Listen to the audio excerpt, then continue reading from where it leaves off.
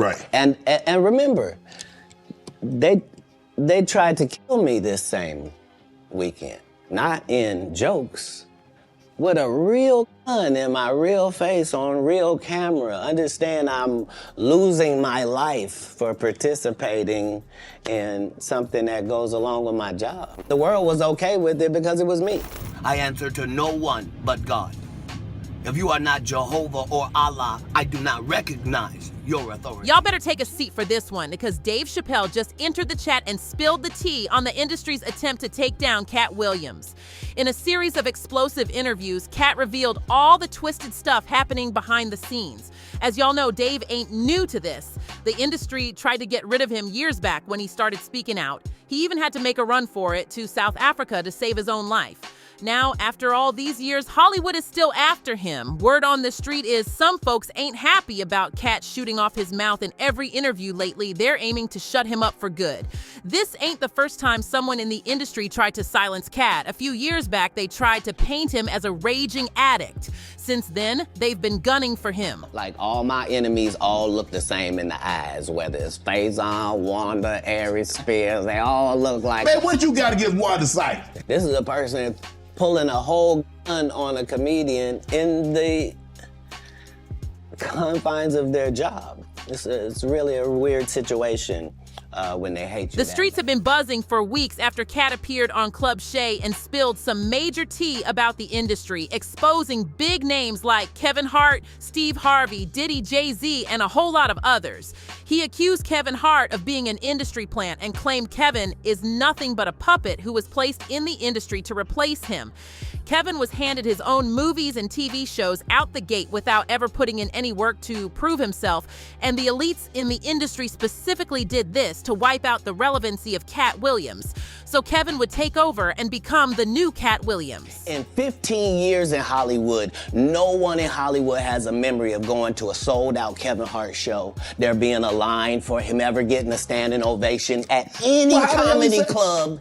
He already had his deals when he got here. Have we heard of a comedian that came to LA and in his first year in LA, he had his own sitcom on network television and had his own movie called Soul Plane that he was leading? No, we've never heard of that before that person or since that person. What do you think a plant is? Maybe people don't understand the definitions of these words.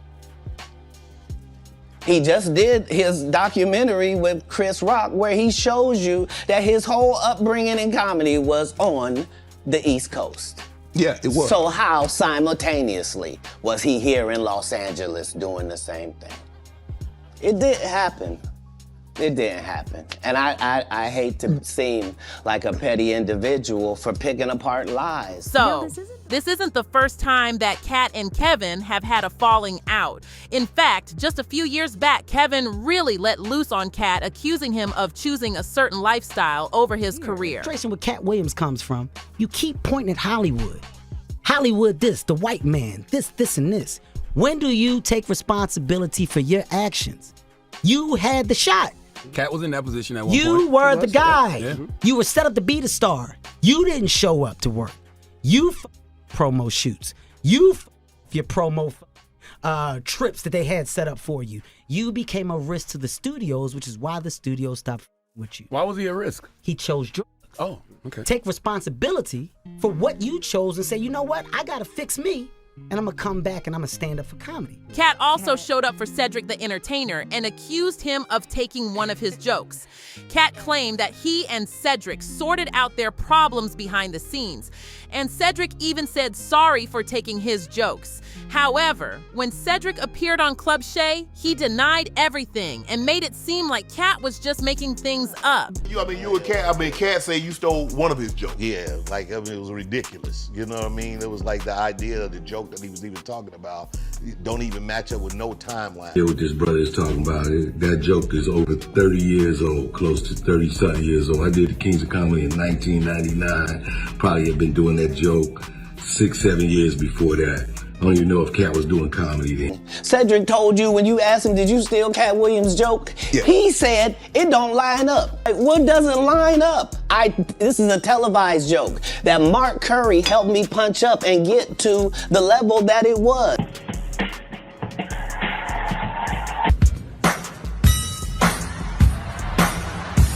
Right, so he thought that I was just a no-name comedian and that he could take this joke and nobody would know. Right. The issue was that I had already done this particular joke on BET's Comic View twice. Right. 1998, I'm doing this joke, it's on Comic View. Cedric comes to the Comedy Store. He watches me in the audience. He comes backstage. He tells me what a great job I did and how much he loves the joke. 2 years later, he's doing that as his last joke on the Kings of Comedy. And he's doing it verbatim. He's just changed my car into a spaceship. The truth don't need motivation. I'm just saying I can't let these dudes lie. Cedric's sitting here telling you why he ain't a movie star. He over here look like a walrus. You didn't say nothing. He can't even get his arms off his stomach sitting over here. Why I'm not a movie star. What? Right. We found out he can't sing, can't dance, and doesn't write doing an album. jokes. He did 4 comedy specials. They're so bad, Shannon, they're not available on Netflix or Tubi. So he later goes off on Steve Harvey, claiming he was jealous of the late Bernie Mac. According to him, Steve was a big hater of Bernie while he was still alive. But as soon as Bernie passed, Steve apparently swiped Bernie's entire style and all his jokes, trying to pass them off as his own to get laughs. That man was funnier than all of y'all, and y'all thought y'all had one over on him. You thought he was black and ugly, and you were good looking, and he couldn't make it, 'cause you did. And that ain't the way comedy works. The king is the funniest, period, every time. And that's why no audience member was ever swayed. It didn't matter where Bernie went. You think if Bernie went first, he wasn't the king? Get out of here. Get out of here. Get your ego out of this. You let the best be the best. So you won't believe what Katt revealed in that interview. He really got people talking when he exposed Hollywood's agenda to emasculate black men and make them all feminine. Apparently, they made every black actor wear a dress at some point to humiliate them and push their fame to the next level. Katt wasn't having any of that, especially after Martin Lawrence forced him to wear a dress in Big Mama's house too. It's like a crazy trend back then. Even Tyler Perry, Ricky Smiley, Kevin Hart, and Jamie Foxx got pulled into it. But Katt made it clear, no dress for him. Martin tried to put me in my first dress. You know, we get in that office and this fool pull out Big Mama's house too. I almost died where this nigga want me to get in a dress with him. And I'm literally saying to everybody, why is he in a dress again? You already played the old lady as an FBI agent. We can play anything now. We can be playing a dog catcher this time. Why do we need to be in a dress? And I get so mad, I say, you don't want me. You want Brandon T. Jackson. The craziest part is, this wasn't the first time they tried to get Katt to emasculate himself.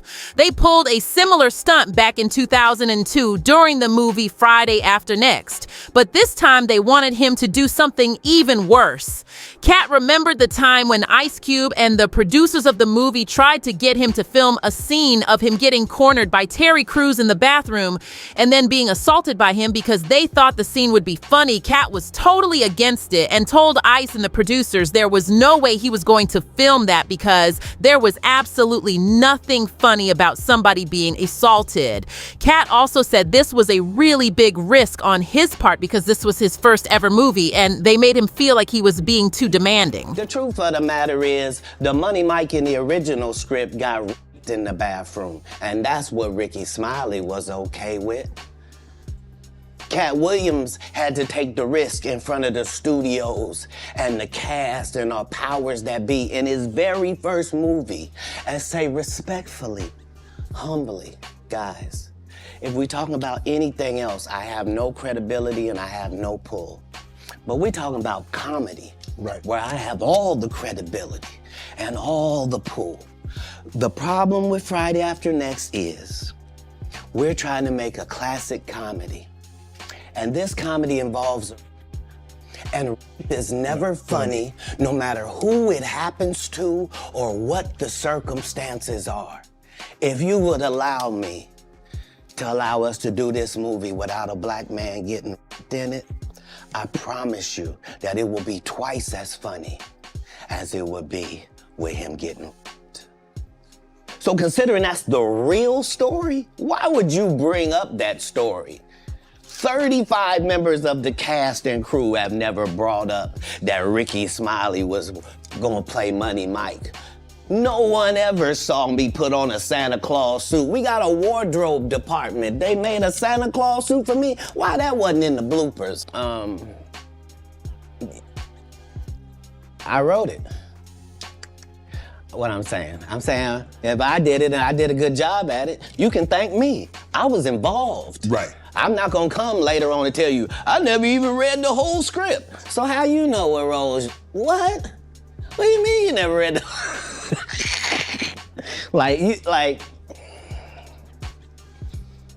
these guys' whole job is to present something, unfortunately. And I'm just not a presenter.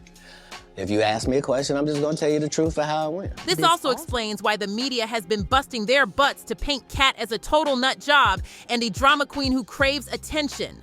A lot of folks were grossed out when they heard about this, but it wasn't exactly a shocker. Dave Chappelle had spilled the tea back in 2006 on the Oprah Winfrey Show after turning down a $50 million deal with Comedy Central and bouncing to Africa for his safety.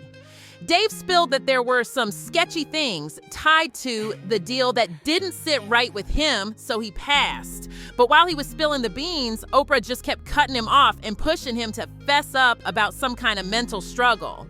Made a $100 million deal, and 3 months later, she's all of a sudden mysteriously crazy.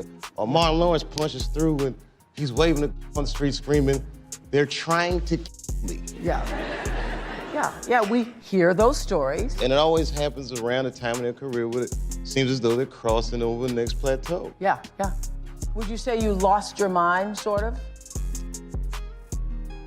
No. No. Not exactly. Okay. I wasn't crazy, but it's incredibly stressful. So at some point during the interview, he mentioned how certain Hollywood executives tried to push him to take antipsychotic medication. Can you believe that? I got ahead of schedule, and I bounced. And I didn't tell anybody where I was going. The whole time, they're trying to convince me I'm insane. They were trying to get me to take psychotic medication. Yeah.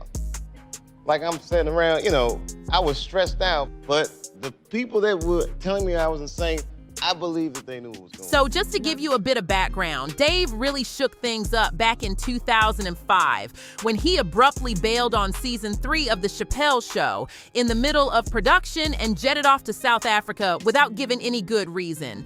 And let me tell you, the media went wild, working overtime to drag his name through the mud, painting him as some kind of unstable guy. They filled the tabloids with stories of him having these wild episodes. Dave kept saying it wasn't true, but the media just wouldn't let it go, and people were totally buying into it. So he's been trying to defend himself multiple times, even in that interview with the New York Times, where he was like, "I'm not crazy, I'm not smoking, I'm just really stressed out." Sure, things got overwhelming, but not the way people are saying. They weren't just trying to get Dave to sell out and go against his beliefs. The moment he stood his ground, they came at him so hard that he had to jet off to another country because he feared for his life. A bunch of folks are speculating that this is what went down with Martin Lawrence back in 1996, even after he did everything the industry told him to, including rocking a dress and trying to get Katt and Dave to do the same. They still tried to take him down. In 1996, Martin got arrested after getting picked up at a busy intersection in Sherman Oaks, California, holding and yelling at passing motorists. "They're trying to kill me," according to one witness. Martin also shouted, "Fight! Don't give up! Fight the power!" as he was being taken to the hospital. Despite the alarming nature of Martin's outbursts, the media remained silent, focusing solely on his manic episode and hospitalization. Tabloids labeled Martin as troubled and hinted at some sort of involvement. Yet, the doctors who treated him adamantly denied these claims, stating there was absolutely no medication involved in Martin's breakdown. Can you believe it? Just 3 years after that whole mess, Martin nearly lost his life from a medical emergency. Then, in August 1999, he slipped into a coma after supposedly collapsing while jogging in scorching weather. Thankfully, Martin pulled through, but when he woke up, something was off. Fans noticed a drastic change in his behavior following these incidents, with some claiming Martin seemed shattered. These rumors gained traction after Dave Chappelle revealed that Martin's mental breakdown and near-death experiences were linked to his heavy involvement in Hollywood. What is happening in Hollywood that a guy that tough will be on the street waving at screaming, "They are trying to kill me"? Yeah. What's going on? Why is Dave Chappelle going to Africa? Why does Mariah Carey make a $100 million deal and take her clothes off on TRL? A weak person cannot get to sit here and talk to you. Ain't no weak people talking to you. So what is happening in Hollywood? Nobody knows. The worst thing to call somebody is crazy, is dismissive. I don't understand this person, so they're crazy. That's bullshit. These people are not crazy. They're strong people. Maybe the environment is a little sick. And if that wasn't scary enough, there's talk in the industry about doing the same thing to Katt. They think he knows too much and needs to be silenced before he spills more. It's not the first time they've tried to take him down, but his recent Club Shay interview has made him a real threat. Sources close to Dave also warned Katt to watch his back, as it won't be long before they come for him to hush up their secrets. Tell me what y'all think about the industry trying to take down Katt Williams. Do y'all reckon Katt might need to lay low for a while to stay safe? Y'all already know what's up. Drop your thoughts in the comments below, and don't forget to hit this link to watch another juicy video.